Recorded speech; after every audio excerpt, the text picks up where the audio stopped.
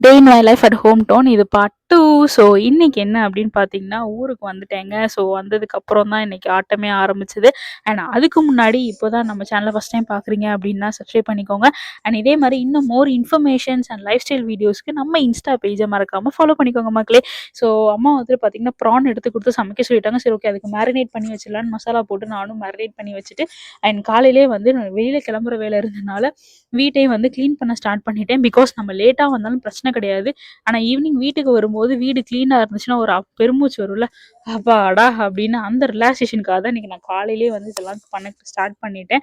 ஆ அதுக்கேத்த மாரி வந்து பார்த்தீங்கன்னா, பிரேக்ஃபாஸ்ட்டும் தோசையும், மீன் குழம்பும் வச்சு அப்பாக்கு குடுத்துட்டு நானும் தோசை சாப்பிட்டு கிளம்பிட்டேன். இன்னைக்கு எங்க போறேன்னு பார்த்தீங்கன்னா, அக்காவுக்கு வந்து வெட்டிங் டே. ஸோ அக்காவுக்கு வந்து ஒரு சின்ன சர்ப்ரைஸ் விசிட்டா போலாமே அப்படின்னு சொல்லிட்டு தான் நானும் தம்பியும் கிளம்புனோம்.